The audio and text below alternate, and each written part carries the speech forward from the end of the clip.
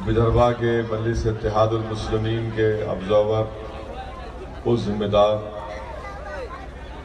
मजलिस इत्तेहादुल मुस्लिमीन और यूथ मजलिस के मेरे तमाम रुफ़क़ा, मौज़ूज़ हाज़रीन इकराम, बुज़ुर्गान मिलत, मेरे गयूर नौजवान साथियों, पसे पर्दा बैठकर सुनने वाली मेरी इज़्ज़तदार और माँ और बहनों, अज़ीज़ान मिल्लत, ये एक इंतखाबी जलसा है और मैं आपके दरमियान में इसलिए आया हूँ कि आप तमाम से इस बात की गुजारिश करूँ कि 21 अक्टूबर के दिन जो महाराष्ट्र के विधानसभा के असेंबली इंतखाबात की रायदही का दिन है, उस दिन आप ज़रूर अपने वोट का इस्तेमाल करिए और अपना एक एक वोट मजलिस इत्तेहादुल मुस्लिमीन के हक़ में इस्तेमाल करिए। जनाब शाकिबुर रहमान साहब का इंतखाबी निशान पतंग है और मैं आपसे इसलिए दरख्वास्त कर रहा हूँ कि हमारे वतन अजीज भारत की जमहूरियत की तल्ख़ हकीकत ये है कि जब तक आप अपने वोट से अपने पसंद के नुमाइंदों को कामयाब नहीं करते, हमारे मसाइल कभी हल नहीं हो सकते। एक बात याद रखिए कि जमहूरियत में सिर्फ वोट डालना ही काफी नहीं है।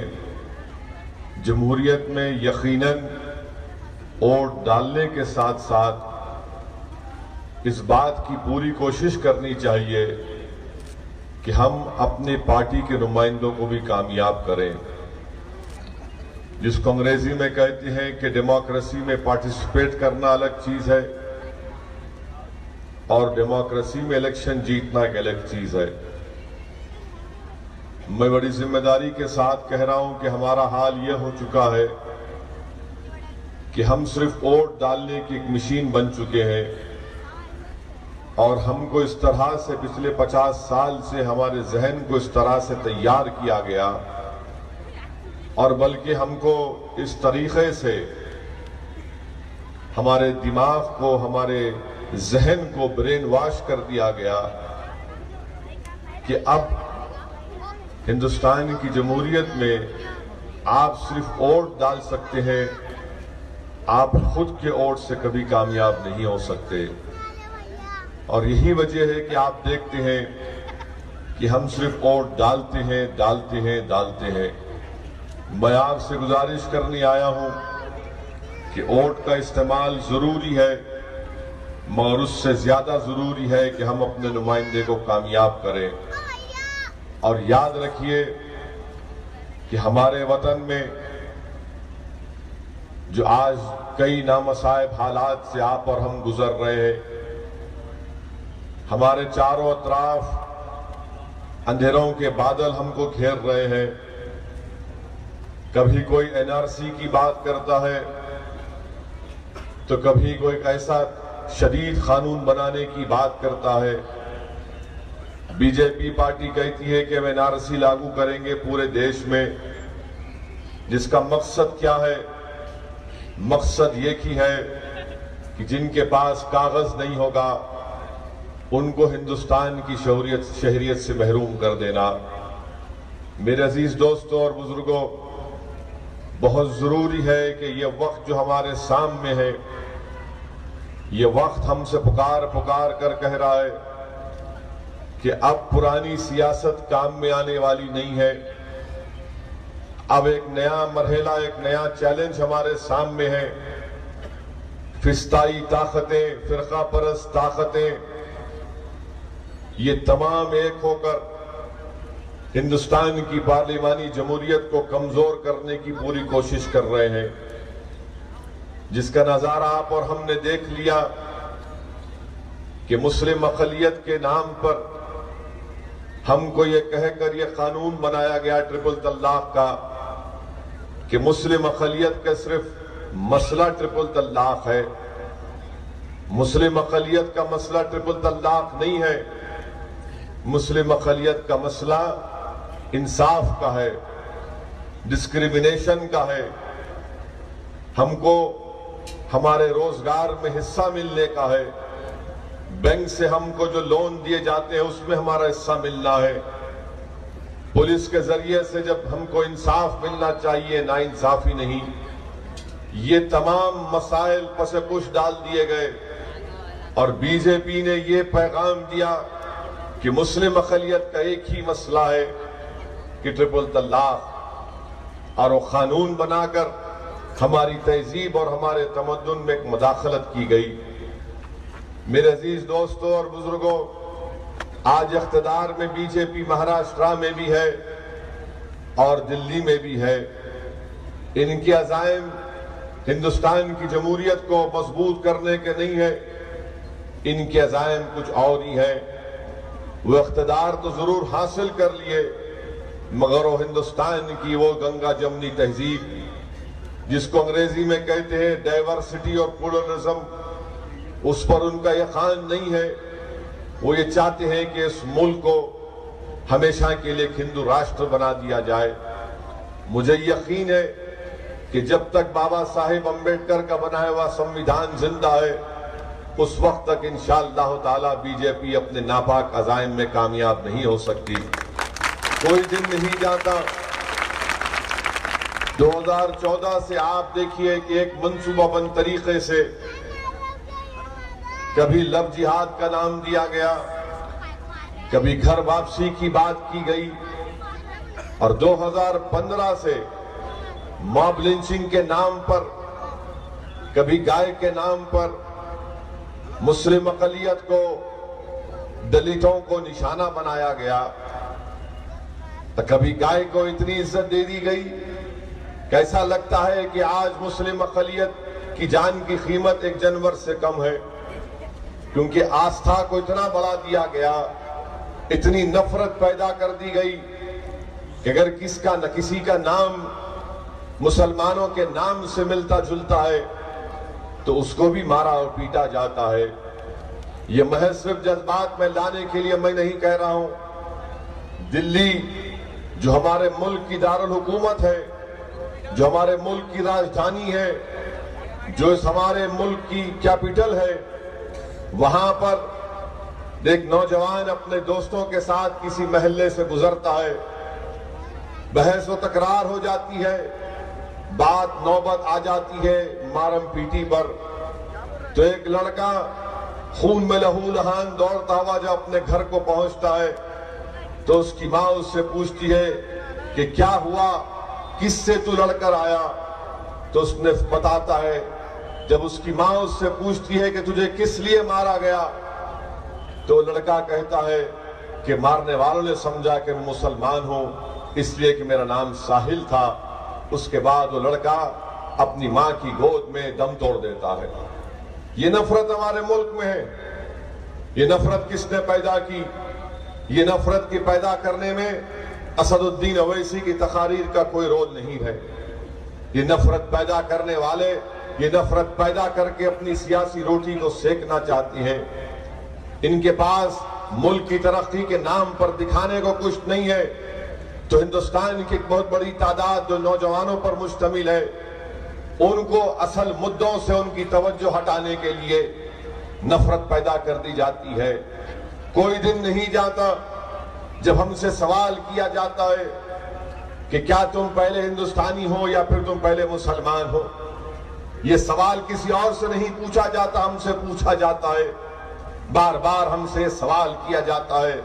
میرے عزیز دوستوں اور بزرگوں، ہندوستان کی جمہوریت ہم کو اس بات کی اجازت دیتی ہے سمویدھان کہ ہم اپنے مذہب پر چلیں، اپنے پسند کے امیدوار کو ووٹ دیں اور اپنے ووٹوں سے ان کو کامیاب کریں۔ یہی بات میں آپ تک پہنچانے کے لیے آیا ہوں کہ آج حالات اور وقت کا تقاضا یہ ہے کہ آپ متحد ہو کر اپنے ووٹ کا استعمال کریے۔ جب سے بی جے پی کی سرکار بنی ہے، جو وعدے کیے گئے تھے کہ نوجوانوں کو روزگار ملے گا، آج ہمارے ملک میں ان ایمپلائمنٹ، بے روزگاری 6% کے اوپر ہو چکا۔ آج ہمارے ملک میں فیکٹریاں بند ہو رہی ہیں. آج ہمارے ملک میں موٹر سائیکل بنانے والے کمپنیاں ہفتے میں صرف 1 یا 2 دن کام کر رہی ہیں. 10 لاکھ لوگ آٹو موبائل انڈسٹری سے بے روزگار ہونے جا رہے ہیں. اخبارات نے لکھا کہ 5 روپے کا بسکٹ کا پیکٹ خریدنے کی سکت آج عوام کے پاس نہیں ہے. آپ بتائیے، جب یہ مدے ہمارے ملک کے لیے اہم ہیں، ہمارے ملک کے غریب عوام کے لیے ضروری ہے، مگر بی جے پی کے پاس اس کا کوئی جواب نہیں ہے. ریزرو بینک آف انڈیا سے بی جے پی 1,85,000 کروڑ روپے بطور منافع لیتی ہے اور تمام کے تمام پیسے ان کارپوریٹ اور بڑے بڑے صنعت کاروں میں بانٹ دیتی ہے، جبکہ اس کا کوئی فائدہ غریبوں کو نہیں پہنچتا. کارپوریٹ ٹیکس کم کر دیا جاتا ہے پھر سے ان لوگوں کو فائدہ پہنچانے کے لیے جنہوں نے الیکٹرل بانڈ بنا کر شاید بی جے پی کو دیا ہوگا. آپ بتائیے کہ ایک مسائل کتنے بڑے بڑے مسائل ہو رہے ہیں. ماب لنچنگ کا وہ واقعہ جو جھارکھنڈ کی سرزمین پر تبریز سے ہوا، ایک دردناک واقعہ، اور یقیناً جب ہم وہ ویڈیو دیکھتے ہیں تبریز کا تو ایسا محسوس ہوتا ہے کہ وہ تبریز کو نہیں مار رہے تھے، وہ ہندوستان کو مار رہے تھے. تبریز کو نہیں مار رہے تھے بلکہ جیسا کہ سپریم کورٹ کے ایک جج نے کہا کہ جو لوگ ماب لنچنگ کرتے ہیں وہ ہندوستان کے سمویدھان کی لنچنگ کر رہے ہیں.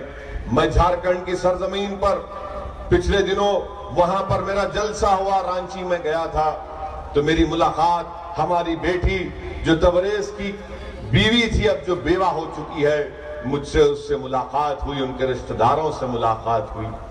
آپ بتائیے، ایک بچی جس کے ہاتھوں کی مہندی نہیں اترتی وہ اپنے شوہر سے محروم ہو جاتی ہے، اس کے زندگی کے وہ خوشنما لمحے برباد ہو جاتی ہیں.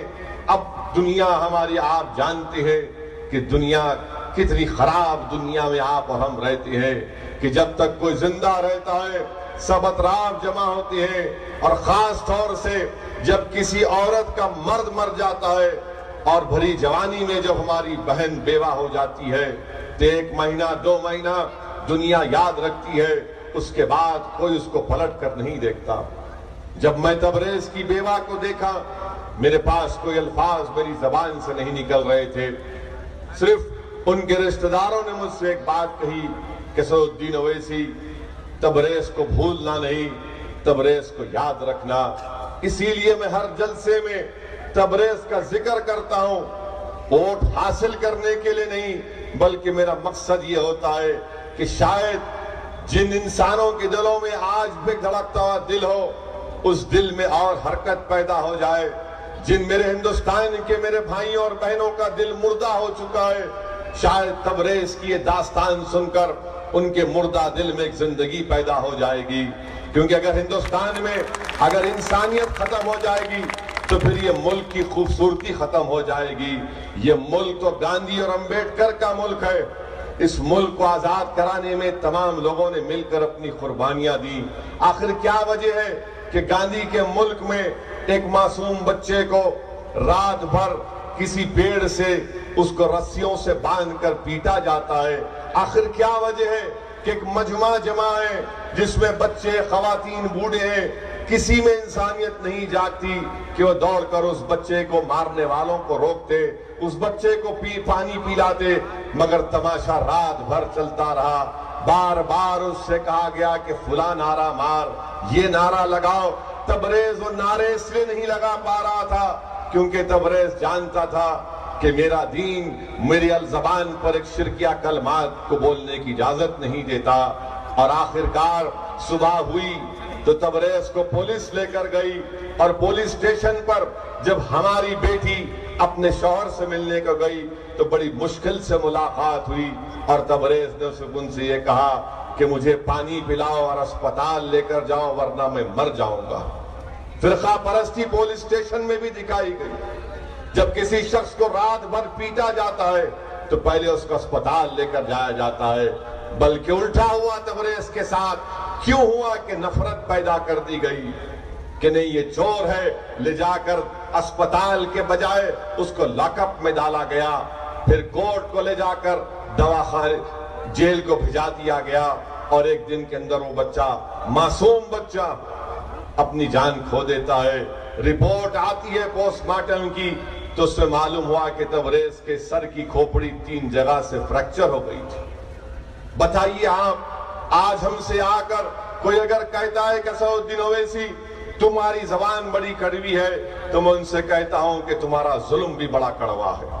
جس دن تمہارا ظلم ختم ہو جائے گا اس دن میری زبان میں نرمی پیدا ہو جائے گی۔ جس دن تم انصاف کرنا شروع ہو جاؤ گے میری زبان تمہاری تعریف کرنا شروع کر دے گی۔ جس دن تم ہم کو ہمارا حق دو گے میں تمہارے ساتھ کھڑا ہو جاؤں گا، مگر اگر تم ظالم بن کر تم میرا حق نہیں دو گے تو یاد رکھو میرا اور تمہارا مقابلہ اس وقت تک ہوگا جب تک کہ اللہ مجھے زندہ رکھے گا، کیونکہ ہندوستان کے سنویدھان کے مطابق ہم اپنی لڑائی لڑ رہے، اپنے حقوق کی لڑائی لڑ رہے، اپنا مقام حاصل کرنے کی لڑائی لڑ رہے۔ میرے عزیز دوستوں اور بزرگوں، میری عزتدار ماں اور بہنوں، جمہوریت میں جب تک آپ اپنا ووٹ کا استعمال نہیں کریں گے، اپنی پارٹی کے حق میں، اپنے پسند کے امیدوار کے حق میں استعمال نہیں کریں گے، کوئی آپ کی سنوائی نہیں ہونے والی۔ ابھی آپ کے سامنے ہمارے امیدوار نے ذکر کیا کہ کیسے کنٹونمنٹ بورڈ کے اندر مجھے تعجب ہوا، میں دیکھ کر آ رہا ہوں، مجھے حیرت ہو رہی ہے کہ مندر کو اجازت ہے مندر میں گھنٹے بجانے کی، گرجا گھر میں اجازت ہے عبادت کرنے کی، مگر ایک ہی عبادت گاہ بند ہے تو ہماری مسجد۔ آخر کیا وجہ ہے؟ سب عبادت گاہ تو برابر ہے۔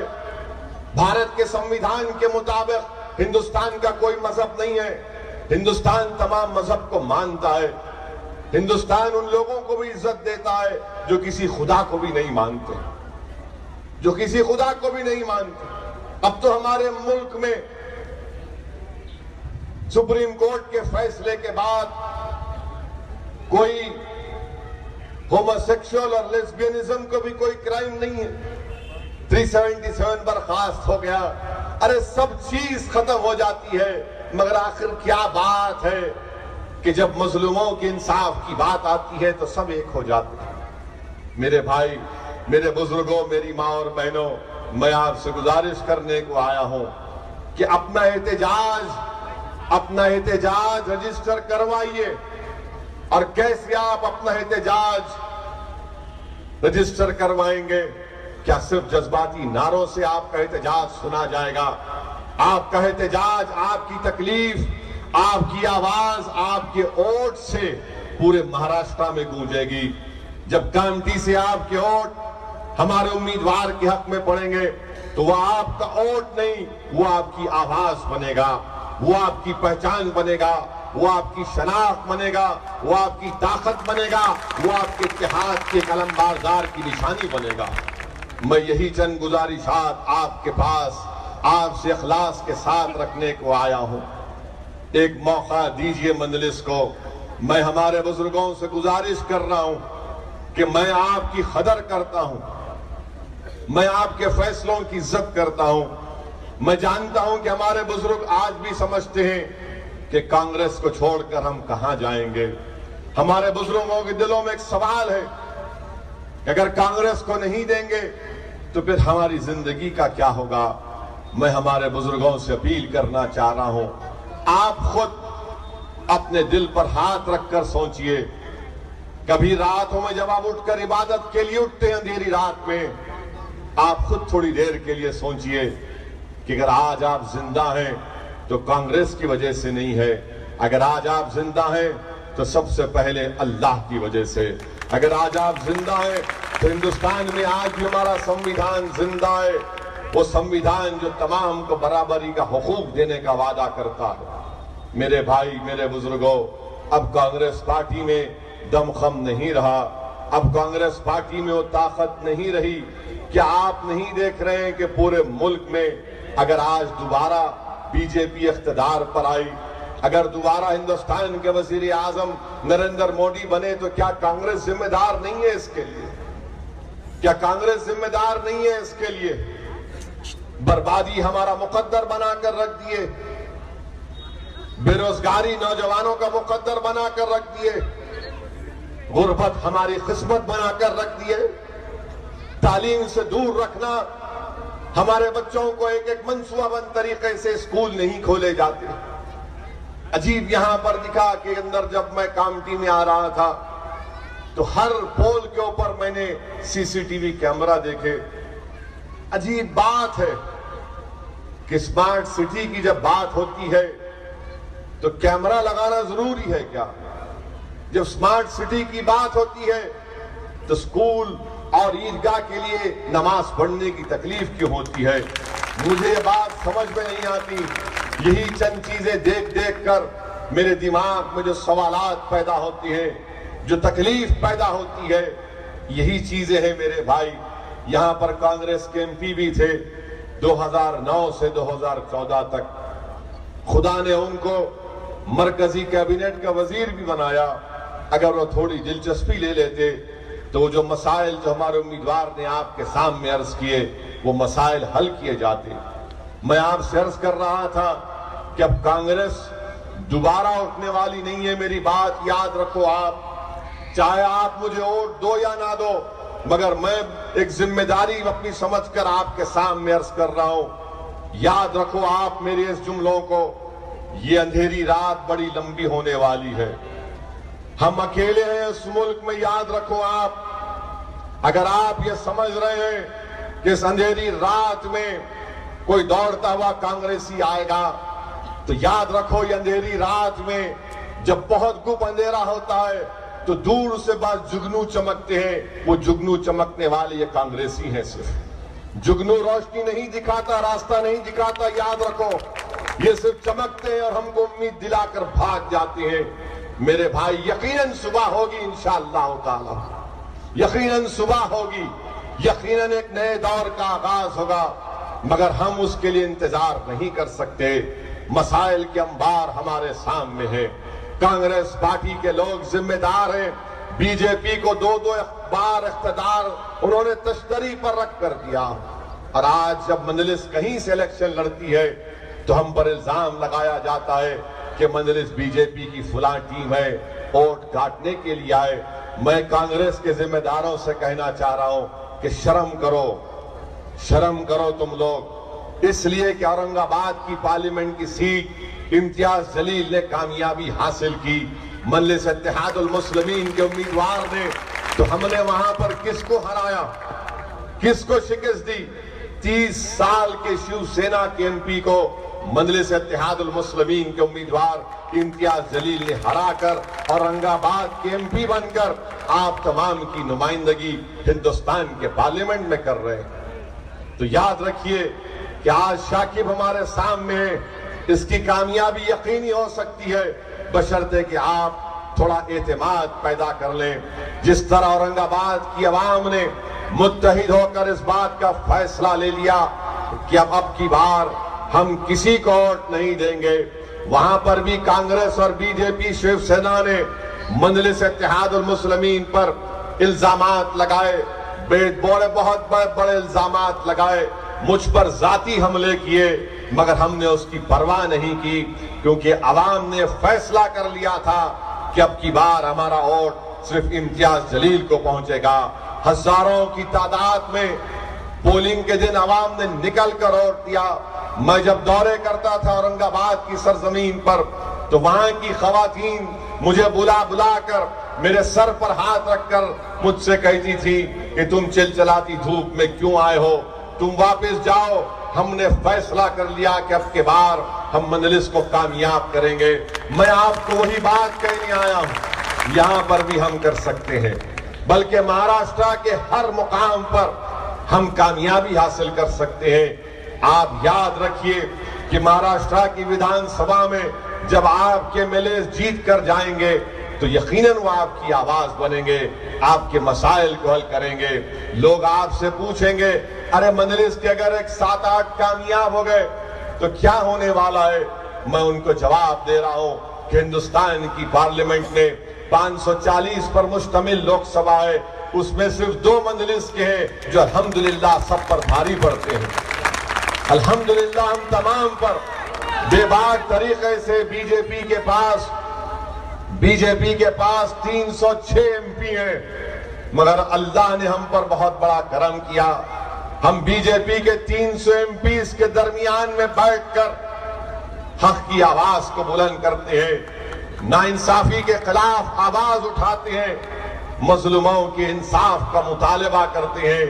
میرے غیور عوام, میں آپ سے اپیل کرنے آیا ہوں کہ اپنے ووٹ کا صحیح استعمال کریے.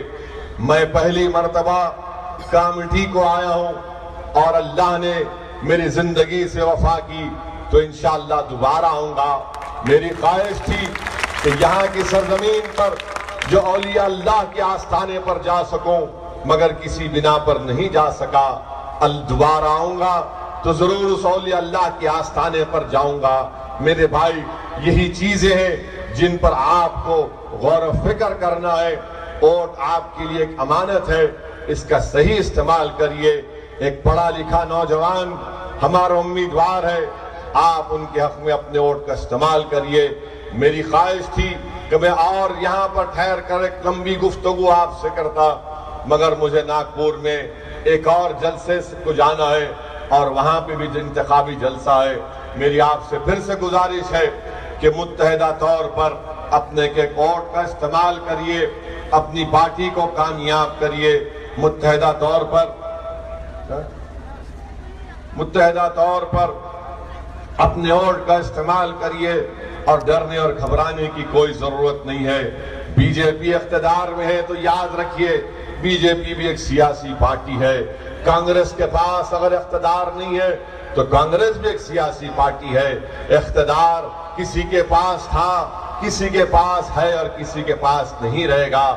مگر اگر ہم یہ بات سوچ سوچ کر اگر اپنے فیصلوں کو بدلنا شروع کر دیں گے تو پھر کل کوئی آ کر کہے گا کہ اب تم سیاست میں حصہ نہ لو, بلکہ تم اپنے گھر کے دروازے بند کر کے بیٹھ جاؤ. نہیں میرے بھائی, میرے نوجوانوں, یہ سیاست, یہ ماحول ہم پیدا ہونے نہیں دے سکتے. ہم کو اپنے حق کے لیے نکلنا ہے, اپنی آواز کو بلند کرنا ہے. اور جیسا کہ ہمارے حیدرآباد کی ایک کہاوت ہے کہ جب تک بچہ نہیں روتا ماں اس کو دودھ نہیں پلاتی. تو جب تک ہم اپنی آواز کو بلند نہیں کریں گے ہم اپنے مسائل کو بھی حل نہیں کر سکتے. اورنگ آباد کی MP سیٹ کی کامیابی ہم تمام کو ایک حوصلہ بخشتی ہے. اورنگ آباد سے مجلس کی کامیابی ہم تمام کو ایک پیغام دیتی ہے کہ آپ اگر اپنا خواب دیکھنا شروع کریں گے تو اللہ ان خوابوں کو پورا کر دے گا. آپ ایک خواب دیکھیے, میں آپ سے وعدہ کر رہا ہوں کہ انشاءاللہ تعالی آپ اور ہم مل کر ان خوابوں کو پورا کریں گے. وطن عزیز میں یہ تمام نامصائب حالات سے آپ اور ہم ضرور گزر رہے ہیں, مگر یاد رکھیے کسی حد تک ہم کو بھی اپنا گریبان میں جھانک کر اپنا محاسبہ کرنا پڑے گا. ہم کو بھی اپنے آپ سے سوال کرنا پڑے گا کہ آخر کیا ہو گیا اتنے سالوں کے بعد, یہ کشمکش, یہ غیر یقینی کیفیت کیوں پیدا ہو گئی. میرے پاس ایک ہی جواب ہے کہ آپ نے سیاست سے دوری اختیار کر لی, آپ نے سیاست میں حصہ لیا مگر حصے داری کا مطالبہ نہیں کیا. یاد رکھیے سیاست میں حصہ لینا ضروری ہے مگر اپنا حصہ بھی حصے داری کی ضرورت ہے. آپ کو اپنا مقام حاصل کرنا پڑے گا. یہ پیغام مجلس اتحاد المسلمین آپ کو دیتی ہے. میں آپ کو بتانا چاہ رہا ہوں کہ مجلس ایک کوئی نئی جماعت نہیں ہے. پچھلے 70 سال سے سرزمین اس وقت کے آندھرا پردیش, موجودہ تلنگانہ میں مجلس اتحاد المسلمین نے اپنا کام شروع کیا تھا. جب مجلس نے 1960 میں پہلا الیکشن لڑا تو مجلس کے چند اراکین بلدیہ کامیاب ہوئے. 62 میں ایک MLA جیتا اور مسلسل 30 سال کی محنت کے بعد, بلکہ مسلسل 22 سال کی محنت کے بعد مجلس نے حیدرآباد کی پارلیمنٹ کی سیٹ پر کامیابی حاصل کی. اس کے بعد مجلس اتحاد المسلمین نے میڈیکل کالج کا قیام عمل میں لایا, انجینئرنگ کالج کا قیام عمل میں لایا. 2 اسپتال مجلس چلاتی ہے, ایک 500 بیڈ کا اور ایک 350 بیڈ کا دواخانہ چلاتی ہے. MBA MCA college, architecture college مجلس چلاتی ہے. میرے بھائی یہ تمام کام ہم مہاراشٹر میں کر سکتے ہیں مگر اس کے لیے ضروری ہے کہ آپ کا اتحاد, آپ کے نمائندوں کی کامیابی، ہم یہ تمام کام کر سکتے ہیں اور کریں گے انشاءاللہ تعالی۔ میرا بھی خواب ہے کہ ہمارے بزرگوں نے جو کام سرزمین حیدرآباد پر کیا، میں وہی کام انشاءاللہ تعالی سرزمین مہاراشٹرا پر کرنا چاہتا ہوں۔ اللہ نے مجھے بہت عزت سے نوازا، اللہ نے مجھے اتنی نعمتوں سے نوازا، میرا بھی فریضہ بنتا ہے کہ میں اس دنیا سے رخصت ہونے سے پہلے کچھ ایک اچھا کام کر کے جاؤں، اور اچھا کام صرف یہی ہو سکتا ہے کہ آپ تمام کو متحد کرنا، ہمارے نمائندوں کو بلدیہ کے پنچایت میں، اسمبلی میں، پارلیمنٹ میں کامیاب دیکھنا، اور ہمارے تعلیمی اداروں کو قائم کرنا، اسپتالوں کو قائم کرنا، یہ ہماری اہم چیزیں ہیں۔ میں پھر سے آپ سے اپیل کر رہا ہوں کہ اپنا ایک ووٹ مجلس کے حق میں استعمال کریے، ڈرنے اور گھبرانے کی ضرورت نہیں ہے۔ یہ تمام طوفانیں آئیں گے اور چلے جائیں گے، اللہ ہمارے ساتھ ہے، اللہ کی ذات پر اٹوٹ توکل کریے، اور انشاءاللہ تعالی یہ تمام باطل طاقتیں جو ہم کو، ہماری شناخت کو مٹانا چاہتے ہیں، انشاءاللہ تعالی اللہ ان باطل طاقتوں کو مٹا دے گا، اللہ حق کو سربلند کرے گا، اور یہ تمام کے تمام جو آج مظلومین کو نشانہ بنا رہے ہیں، یاد رکھیے، آپ میری اس بات کو یاد رکھیں گے انشاءاللہ تعالی کہ اللہ سبحانہ و تعالی ان کو صف ہستی سے مٹا دے گا، ان کے حکومت کا، ان کے اقتدار کا ایک نقطہ بھی نہیں رہے گا انشاءاللہ تعالی، ان کا ایک نقطہ بھی نہیں رہے گا۔ یہ تمام کے تمام آج ان کے پاس سب چیزیں ہیں، مگر ان کے پاس دل نہیں ہے۔ مگر بہرحال میری آپ سے گزارش ہے کہ 21 تاریخ کے دن نکل کر اپنا ایک ووٹ مجلس کے حق میں استعمال کریے، ہمارے نوجوان امیدوار کو موقع دیجیے آپ کی خدمت کرنے کا، اور میں نوجوانوں سے بھی اپیل کر رہا ہوں کہ آپ کی مستقبل کی لڑائی مجلس لڑ رہی ہے، نوجوانوں کے لیے ملک کی ذمہ داری تمہارے کندھوں پر عائد ہونے والی ہے، اس لیے ضروری ہے کہ نوجوان آگے بڑھیں اور مجلس کے امیدواروں کو کامیاب کریں۔ میں پھر سے آپ کا شکریہ ادا کرتا ہوں۔ السلام علیکم ورحمۃ اللہ وبرکاتہ۔ Please like and subscribe my YouTube channel.